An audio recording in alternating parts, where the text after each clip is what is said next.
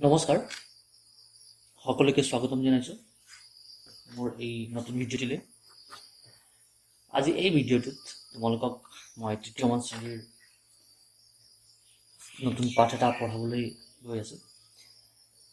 আজি মই যিটো পাঠৰ বিষয়ে তোমালোকক পঢ়াম সেই পাঠটো হৈছে আকি মাত্ৰা। তো আকি মাত্ৰা পঢ়াৰ আগতে তোমালোকে মাত্ৰা কি সেইটো এগেইন আকৌ তোমালোকে বুজিব লাগিব। মাত্ৰাৰ বিষয়ে মই অলৰেডি এটা ভিডিঅ' আপলোড কৰিছোঁ। সেই ভিডিঅ'টো তোমালোকে ওপৰত আই বাটনত প্ৰেছ কৰি নহ'লে মই ডেছক্ৰিপশ্যনত লিংক দি দিম, তাৰ পৰা তোমালোকে সেই ভিডিঅ'টো চাই মাত্ৰাৰ বিষয়ে বুজিব পাৰিবা। এতিয়া আকি মাত্ৰাত এটা মাত্ৰা এটা থাকিব, ইয়াৰ নাম হৈছে আ। এইটো আকি মাত্ৰা তোমালোকে অলৰেডি পঢ়িছাই। ইয়াত এটা যিকোনো এটা বৰ্ণক যদি আমি আৰ মাত্ৰাটো লগাই দিওঁ তেনেহ'লে তাৰ উচ্চাৰণটো নতুনকৈ এটা সৃষ্টি হ'ব। যেনেকৈ ধৰা মই ছ এটা বৰ্ণ লৈছোঁ, ছ বৰ্ণত মই যদি আৰ মাত্ৰাটো যোগ কৰি দিওঁ তেনেহ'লে ইয়াৰ পৰা ছা শব্দটো সৃষ্টি হ'ব, ছা সৃষ্টি হ'ব। ঠিক আছে। এতিয়া যদি মই এটা শব্দ লিখিবলৈ যাওঁ তেনেহ'লে ছাৰ পিছত মই যদি তা লগাই দিওঁ তেনেহ'লে ইয়াৰ পৰা ছাতা হ'ব। এইটোৱে হৈছে আকি মাত্ৰা। এনেকেই তোমালোকে বৰ্ণ এটাত যদি আৰ মাত্ৰাটো যোগ কৰি দিয়া, লগাই দিয়া, তেনেহ'লে তাৰ পৰা নতুন এটা কি হ'ব, সুৰ সৃষ্টি হ'ব। যেনেকৈ গত মই আ লগাই দিলোঁ, আৰ মাত্ৰাটো লগাই দিলোঁ, আৰ পৰা গ আৰু আ লগোৱাৰ পিছত গা হ'ল। ইয়াৰ পৰা যদি মই এটা শব্দ বনাব যাওঁ তেনেহ'লে গানা, এইটো এটা শব্দ হ'ব, গানা। ঠিক আছে। এনেকৈ তোমালোকে আৰু প্ৰেক্টিছ কৰি ল'বা। নিজৰ কিতাপতো আছে, তৃতীয়মান শ্ৰেণীৰ কিতাপত আৰ মাত্ৰা যিটো আছে চেপ্টাৰ পাৰ্ট, তাত বহুকেইটা শব্দ আছে, তোমালোকে তাৰ পৰা চাই চাই প্ৰেক্টিছ কৰি ল'ব পাৰিবা। ঠিক আছে। আৰু এটা বৰ্ণ লৈছোঁ, মই ক লৈছোঁ। কত যদি মই আৰ মাত্ৰাটো যোগ কৰি দিওঁ তেনেহ'লে ইয়াৰ পৰা কি হ'ব, কা হ'ব। এতিয়া কাৰ পৰা তোমালোকে এটা শব্দ বনোৱা, কাৰ পৰা হ'ব শব্দ এটা কাৰ। ঠিক আছে। এনেকৈ তোমালোকে নতুন নতুন শব্দবিলাক বনাব পাৰিবা। ইয়াত কেইটামান শব্দ আছে লিখি থোৱা, তোমালোকে এইখিনি শব্দ পঢ়িবা, নিজৰ কিতাপতো আছে। মই এবাৰ এইটো কেনেকৈ পঢ়িব লাগিব সেইটো মই শিকাই দিছোঁ। ইয়াত আছে আ, ম, আম, আম, না, কা, নাক, কা, ন, কান, লা, লা, লা, লা, মা, या, माया, चा, चा, चा, चा, सा, फ, साफ, ना, ना, ना, ना, बा, बा, बाबा, मा, ता, माता, रा, जा, राजा, मा, ला, माला, का, ला, काला। এটা অলপ সৰু কৰি পঢ়িছোঁ। এইটো শব্দ আছে দাল, वानर, काजल, बादल, चावल, आदर, अनार, बाजार, बादाम। ঠিক আছে। এনেকৈ তোমালোকে ইয়াত দিয়া যিখিনি শব্দ আছে এই গোটেইখিনি শব্দ এবাৰ ভিডিঅ'টো পজ কৰি পঢ়ি ল'বা। কিতাপতো আছে এইবিলাক শব্দ, তোমালোকে কিতাপ চাই চাইও পঢ়িব পাৰিবা। ঠিক আছে। ইয়াৰ পিছত ইয়াত লিখা আছে ৰাম এক লড়কা है। ইয়াত কি কোৱা আছে, এজন ল'ৰা আছে, ধৰি লোৱা এইজন এজন ল'ৰা। তো এওঁৰ নাম হৈছে ৰাম, এক মানে হৈছে এজন, লড়কা মানে ল'ৰা, है মানে হয়। ইয়াৰ পৰা কি বুজিলো, ৰাম এজন ল'ৰা হয়। ঠিক আছে। ইয়াৰ পিছত ৰাম, ধৰি লোৱা এজন ৰাম, এজন কিতাপ পঢ়ি আছে। এটা কি কৰে ৰামে? वह अपना पाठ पढ़ता है। কি কৰে এতিয়া? वह কাৰ কথা কোৱাইছে? ৰামৰ কথা কোৱাইছে। ৰামৰ কথা কোৱাইছে ইয়াত। अपना নিজৰ, পাঠ पढ़ता নিজৰ পাঠ পঢ়ে। কোনে পঢ়ে? ৰামে পঢ়ে। ঠিক আছে। वह सदा पाठशाला जाता है। এটা কাৰ কথা কৈছে ওয়া বুলি? এগেইন ৰামৰ কথাই কোৱাইছে।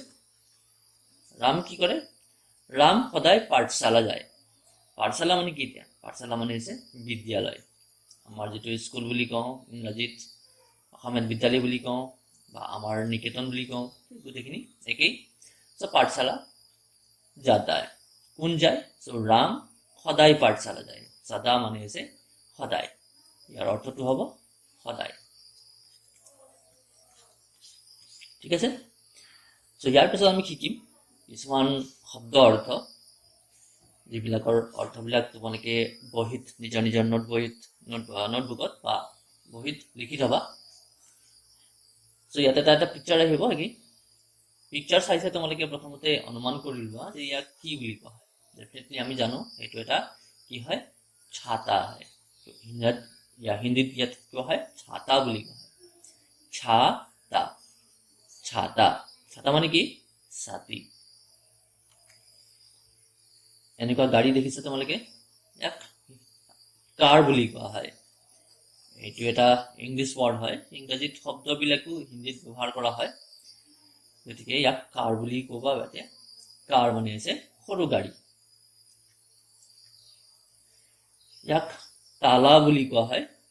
তালা, যেটো আমি তলা চাবি লগাওঁ, সেই তলা চাবিটো তলা। ইয়াৰ চাবিটো নাই বাৰু, অকল তলাৰ কথা কোৱা হৈছে। তালা মানে হৈছে তালা, তলা।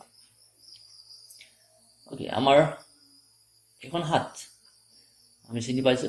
সো ইয়াক হাত বুলি কোৱা হয়।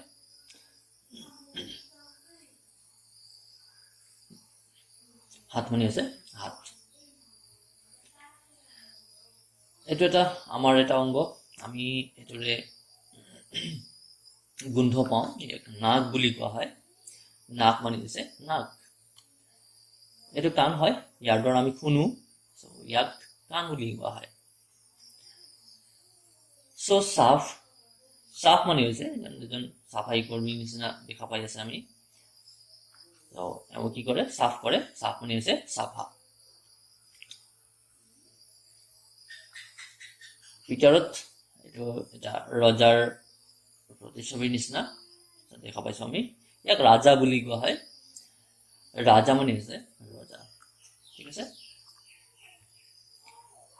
এইটো নিশ্চয় তোমালোকে চিনি পাইছা। ইয়াক মালা বুলি কোৱা হয়। মালাক বহু অসমীয়াটো তেনেকেই কোৱা হয়, মালা বুলিয়ে কোৱা হয়।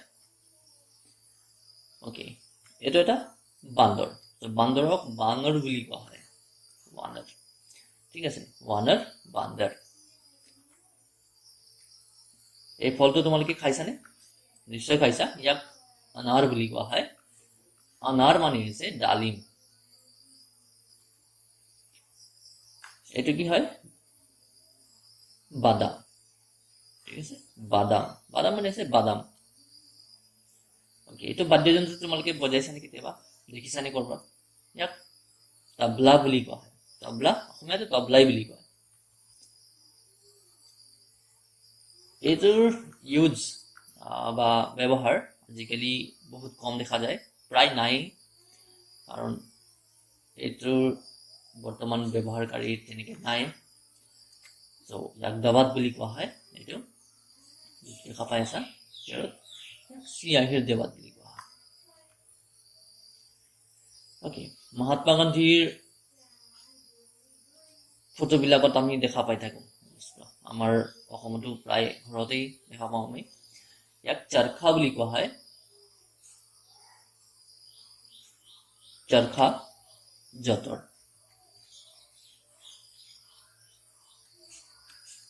চমচা, চামুচ।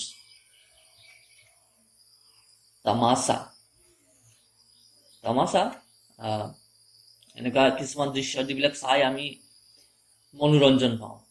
ঠিক আছে, মন প্ৰসন্ন কৰা দৃশ্য। যেনে বজাৰ চজাৰত তোমালোকে দেখা পোৱা কেতিয়াবা কিছুমান মানুহে বান্দৰ নচুৱাই আছে, সেইবিলাক চাই আমাৰ কি হয়, আমাৰ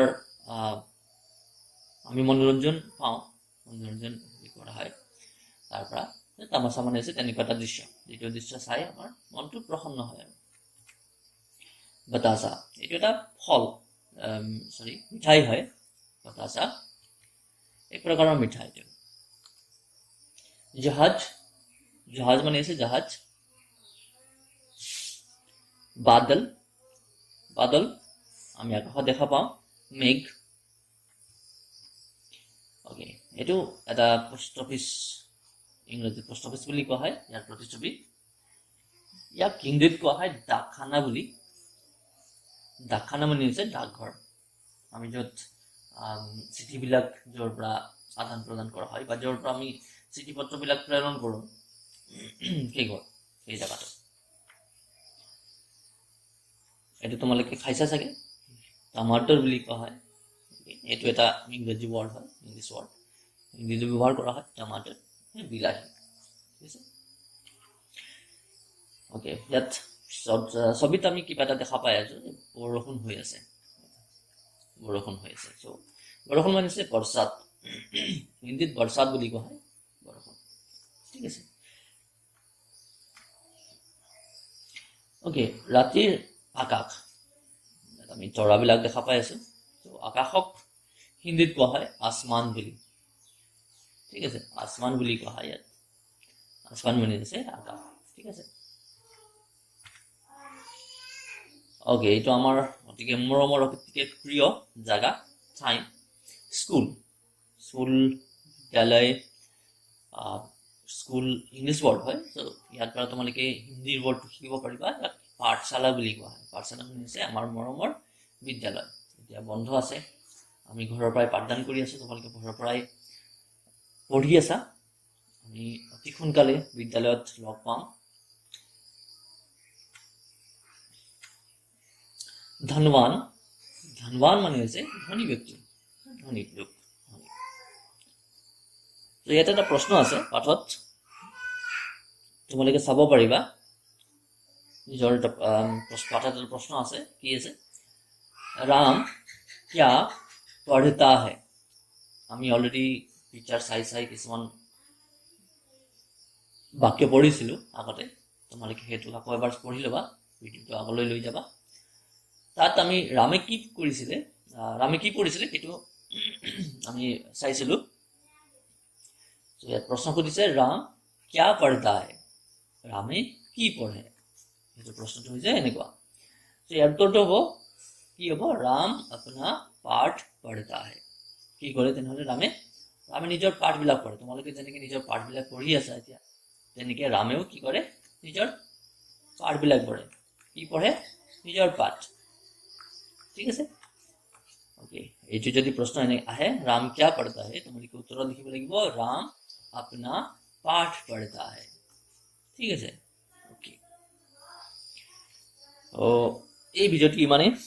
বাকী মাত্ৰ তোমালোকে নিশ্চয় বুজি পাইছা। যদি কিবা বুজি পোৱা নাই তেনেহ'লে কমেণ্টত নিজৰ মন্তব্য আগবঢ়াব, লিখি দিবা তাতে। ভিডিঅ'টো চাই কেনেকুৱা পালা তোমালোকে নিশ্চয় জনাবা। আৰু যদি চেনেলটো ছাবস্ক্ৰাইব কৰা নাই তেনেহ'লে চেনেলটো ছাবস্ক্ৰাইব কৰিবলৈ নাপাহৰিবা, যাতে আগলৈ এনেকুৱা ভিডিঅ'বিলাক তোমালোকে পাই থাকা। ঠিক আছে। আজিৰ এই ভিডিঅ'টিত মই ইমানতে সমাপ্ত কৰিলোঁ। আগলৈ আৰু ভিডিঅ' কেইটামান লৈ আহিম অতি সোনকালে। নমস্কাৰ।